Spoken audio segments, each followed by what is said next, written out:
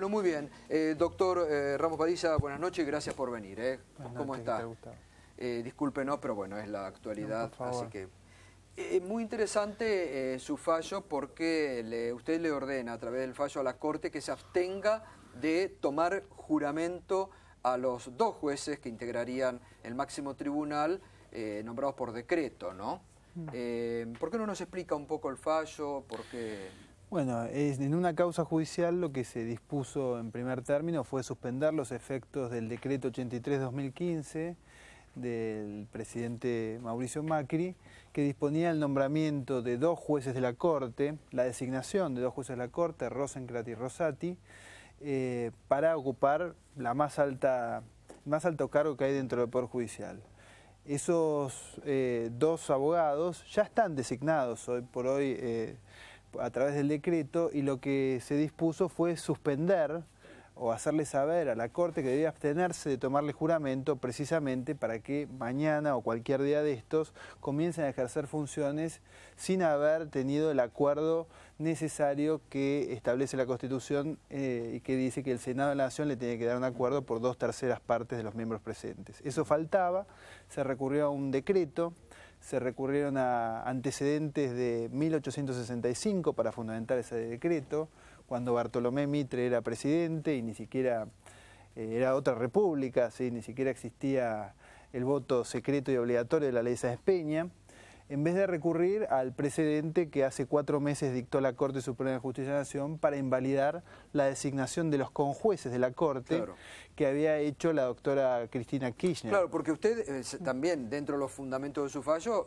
se ocupa de este punto, ¿no? Toma elementos de la propia Corte para decir, mire, ustedes no pueden hacer esto, tomar juramento a estas personas, ¿no? Yo quise ser muy respetuoso con todas las instituciones y la figura del presidente, de la Corte, pero el fallo que se había dictado en términos judiciales es hace 4 meses, es ayer, claro, para la justicia. Ayer la justicia dijo que nadie podía ejercer la función en la Corte si no tenía los 2/3 que reclamaba el artículo 99, inciso 4. Entonces no es posible que se esté jugando, ¿sí? o soslayando diciendo van a jurar en febrero, van a jurar en diciembre. Claro, porque acá es interesante esto, doctor, porque a ver, ¿qué cambió para lo que ayer era malo, hoy sea bueno, y la propia Corte está ignorando algo que ellos han dictaminado, ¿no? Esto es lo que llama la atención. Sí, es peligroso que se designen miembros en el Poder Judicial por decreto de necesidad de urgencia, mucho más peligroso que sea en la Corte, porque la Corte lo que cumple es una función de controlar a los otros poderes del Estado. Y así como lo pusieron, al día siguiente lo pueden remover si no le gusta uno de sus fallos. Tampoco se entiende el apuro. Hay una ley. No hay necesidad de urgencia para... Hay una ley específica que establece que si no se logran los 3 votos necesarios para emitir un fallo, hay que recurrir a los presidentes de las cámaras. Así que en todas las provincias del país hay un presidente de la Cámara.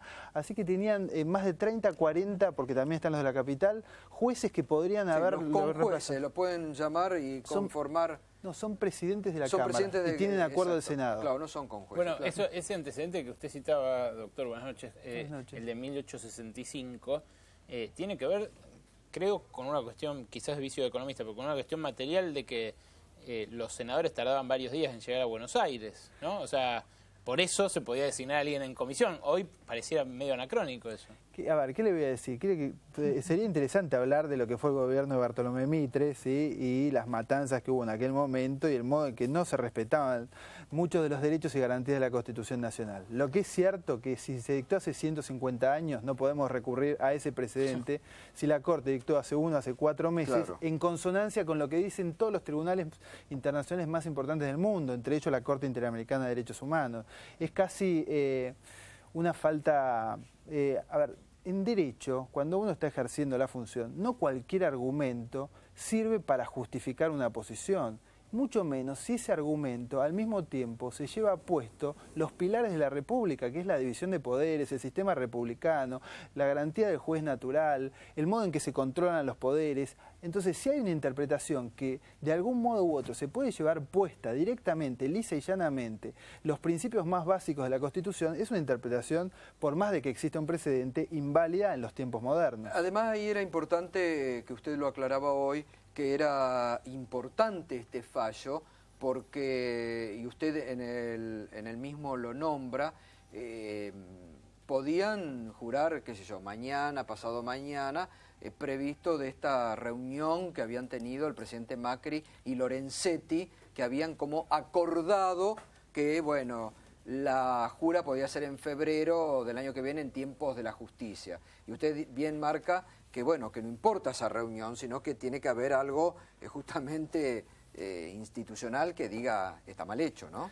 Sí, a ver, más allá de las reuniones informales o formales que se pueden realizar, por un lado, sí, se sigue sosteniendo que van a jurar en febrero, con lo que uno supone que con los tiempos del Parlamento, que va a ser sin la intervención del Parlamento, pero nada impedía que tuvieran otra reunión de las mismas características y que juraran, porque a lo que la gente tiene que dar claro, ya están nombrados ministros, ya están nombrados. Solamente falta un acto administrativo, exacto, que es el mismo acto de designación de cualquier otro ministro, pero no es un acto jurisdiccional. Ahora, también es bueno esto porque la verdad que a mí siempre me ha molestado cualquier calificativo, cualquier adjetivación que se hace sobre las personas, ¿no? Usted juez no debe haber nacido de un repollo, juez debe haber pasado por todo lo que hoy justamente se toma para llegar a un puesto tan importante como el de juez, y algunos medios han querido deslegitimar este fallo diciendo es integrante de justicia legítima o es un juez militante, ¿no? Pero yo digo, usted tomó en el fallo los antecedentes de hace pocos días de los constitucionalistas Gil Domínguez, Alejandro Carrió, Daniel Sapsay, Ricardo Gilavedra, Carlos Arlañán, entre otros, que precisamente no son militantes de ningún proyecto, al menos del proyecto que se retiró el 10 de diciembre del poder, sino que todo lo contrario, eran la mayoría de ellos muy opositores, ¿no? Y se opusieron tenazmente a estos nombramientos. Usted toma eso para hablar de la inconstitucionalidad también, ¿no? Sí, y además le puedo agregar que desde la prensa también, hoy escuchaba a Víctor Hugo Morales y a Nelson Castro, ¿sí?, y todo el arco periodístico, quejándose del modo en que habían sido designados estos ministros. En realidad, lo que se le privó es a la gente a poder participar, poder impugnar a los candidatos, poder acompañar a los candidatos, la sesión pública. Y lo que usted recién señalaba, lo que se hizo para descalificar el fallo que hubiera firmado todos los juristas que usted mencionó, o todos los periodistas, o todos los políticos que salieron a criticar fuertemente esto, para descalificarlo se trató de descalificar a la persona que lo dictó.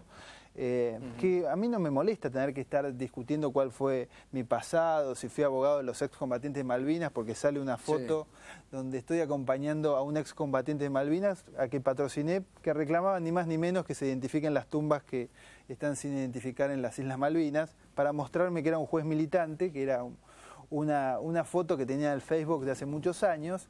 Pero no me molesta hablar de ese tipo de cosas, pero lo importante es no descalificar a la persona y hablar de los fundamentos, porque lo que está en juego detrás de todo eso son las instituciones de la República. Y es muy grave que se nombre un juez si no es de acuerdo al mecanismo de la Constitución, mucho más grave si es de la Corte Suprema, y mañana este precedente puede servir para desbastar cualquier institución de la República. Y estamos con la fiscal, la doctora Cristina Camaño, porque también en los últimos días ha trascendido que el flamante ministro de Justicia quiere desactivar, ¿no?, la función que la ley marca de lo que eran las pinchaduras, ¿no?, de teléfonos, y pasarlo al ámbito de la Corte. ¿Esto ustedes lo toman como un ataque directo a lo que se está insistiendo con que la quieren afuera Gil Carbó?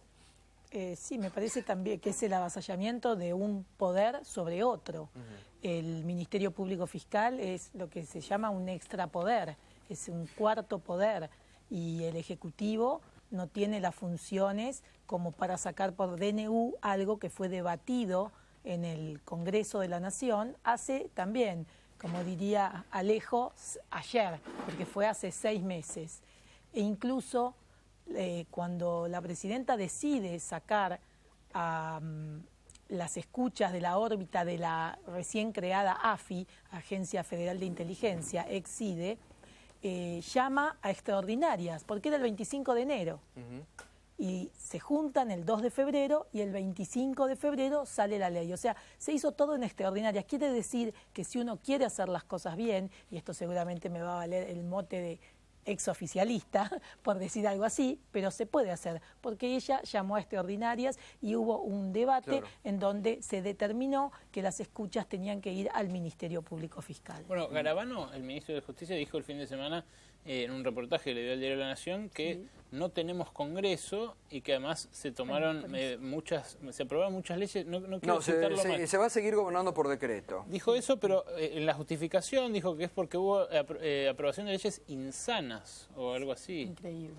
¿Qué opinión le merece? O sea, me merece que parecería que una persona, que es el Poder Ejecutivo, tiene más poder que la decisión del pueblo, que es el que sanciona las leyes. Ni más ni menos. Por eso hablo de un avasallamiento de un poder sobre el otro, ¿no? Además, no hay necesidad, no hay urgencia. Ahora, y es materia penal. La Corte, en este caso, porque es algo reciente, es una ley nueva, que la verdad que uno no encuentra justificativa para que lo saquen de donde está, para pasar. ¿La Corte tiene personal especializado para hacer esa cobertura? No, y la Corte, primero que tampoco está dentro de las funciones de la Corte, se las da la Constitución, y estas no están dentro de la Constitución. Y lo que yo creo, y también esto, tratándose como hablaron antes, del acuerdo que podía haber, es que la Corte, al no tener personal especializado, y tiene que ser muy especializado, nosotros estuvimos casi 6 meses para poder hacernos cargo de un sistema, después estuvimos acompañados 4 meses más y recién ahora el sistema lo manejamos nosotros. Nosotros asumimos el 7 de julio, pero empezamos en febrero porque Parrilli nos permitió acompañarlo para que veamos cómo funcionaba el sistema. Creo que la Corte se lo va a terminar dando nuevamente a la AFI, o sea que vuelve todo... Vuelve a los servicios de inteligencia. A los servicios de inteligencia. Y nosotros logramos romper la promiscuidad entre la justicia y los servicios de inteligencia. Claro, además yo me acuerdo que este año, ¿no?, cuando hablábamos por el caso Nisman, en este mismo programa, la fiscal Mónica Cuñarro denunciaba lo que decía una prostitución de ciertos jueces o fiscales justamente con lo peor de los servicios de inteligencia. Exactamente. ¿No? Exactamente. Es decir, lo que se ha querido sacar podría volver ahora. Nosotros le dimos transparencia, le dimos visibilidad, lo analizamos desde una fiscalía, o sea, la cabeza es un fiscal, entonces lo analizamos ese tipo de cosas, le damos cierta información a los jueces o a los fiscales que antes, cuando ahí había un burócrata, no lo hacía. Hemos mantenido muchas reuniones con las prestatarias telefónicas, que en realidad son ellas las que pinchan los teléfonos, justamente para mejorar el sistema. Lo hemos mejorado, hemos bajado de 1 hora 40 a 20 minutos la interceptación. Esto ha hecho que se salven vidas, y la idea nuestra es justamente esa. Doctora, ¿y usted esto cómo ve? ¿Usted ve como hay un avance del gobierno de Macri sobre la justicia, sobre algunos puntos de la justicia? Y yo creo que si piensa gobernar por DNU, evidentemente sí. Evidentemente sí. Y en este caso de la Procuración, ¿sienten que hay todos los elementos como para forzar una renuncia o sacar o quitarle poder a la Procuración? Porque también está hablando de un cambio en la ley de Ministerio Público, ¿no? Sí, posiblemente presenten un paquete que va a ser para los ministerios públicos, porque acá está junto el Ministerio Público Fiscal con el Ministerio Público de la Defensa. Van a querer recortar facultades. Lo que yo no creo es que la procuradora renuncie. Evidentemente no la conocen porque ella ha hecho una revolución dentro del Ministerio Público con todas las procuradurías y con todas las direcciones que ha creado, justamente para acompañar a los fiscales en mejores investigaciones. Y no creo que se dé por vencida por esto. Me parece que la vamos a acompañar y que vamos a estar a la altura de las circunstancias. Muy bien. Doctor, bueno, ¿apelaron ya su fallo? No, anuncian algunos que podrían presentar alguna clase de persaltum, ¿no? Y proponían, o apelación, pero no se ha presentado nadie. Igual lo importante, más allá de una apelación, porque la gente me preguntaba cómo puede seguir esto, ¿sí? Ojalá que esto sirva como un cauce para que se siga el procedimiento previsto en la Constitución. Claro. ¿Sí? Digamos, no es el éxito de una postura por sobre otra, ¿sí? Lo que se busca, y si sirve como un aporte por parte de la justicia, es el reencauzamiento de esto, ¿sí? Imagínense, recién estaban hablando de los DNU, ¿quién es el último que opina sobre la Constitución? En el Congreso, y en última instancia también la Corte Suprema de Justicia de la Nación. Claro. Entonces, para poder gobernar a través de los DNU, también a veces es importante que haya un control del Poder Judicial. Exactamente, eso es importante justamente porque muchos decían, ¿dónde está la urgencia de nombrar? Y muchos decían, bueno, como hay muchos DNU, si en algún momento llegan para su examen en la Corte, tal vez necesitan de ciertos jueces o cercanos o con posibilidades de pasar esto, ¿no? Por eso me parece que también es importante en este aspecto su fallo, ¿no?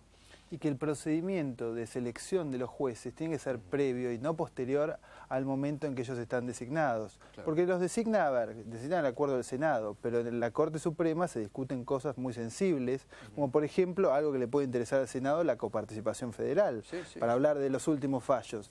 Entonces, ¿qué libertad o cómo uno va a entender la transparencia de ese voto del Senado si el mismo juez que tiene que resolver sobre los intereses de la provincia, al día anterior o el día posterior está dictando un fallo que vincula a los miembros del Senado? Claro, una doble dependencia, ¿no? O sea, habría una interdependencia justamente del senador que puede votar a ese juez para esperar que... creo que una de las ministras de la Corte lo explicó muy bien, ¿sí? Hace poco, que es la doctora Hayton de Nolasco. Cuando terminó un brindis de una asociación de magistrados, que es un grupo de jueces y fiscales que se nuclean, dijo y brindó frente al ministro Garabano por Montesquieu. Montesquieu es el que hablaba de la división de poderes. La división de poderes, para que no exista la suma del poder público, para que haya un control de los derechos y las obligaciones y las funciones que ejerce el otro. Bueno, para eso sí es necesario que se respete la Constitución. Y en esto ustedes no cuestionan en absoluto los nombres, ¿no? O sea, el fallo suyo Yo no tendría autoridad para cuestionar los nombres, y mucho menos en un fallo judicial. Si lo que se está diciendo es el procedimiento, el que lo puede cuestionar es el ciudadano, y para eso hay un decreto, el 222, que estableció la posibilidad de que los ciudadanos impugnen la idoneidad, digan cosas que no se conocen y que todo eso se discuta en una sesión pública. Todo eso no está ocurriendo. Está bien. Bueno, doctor, muchas gracias. Muchas gracias por venir. Gracias, doctora Camaño. Muchas gracias. Bueno.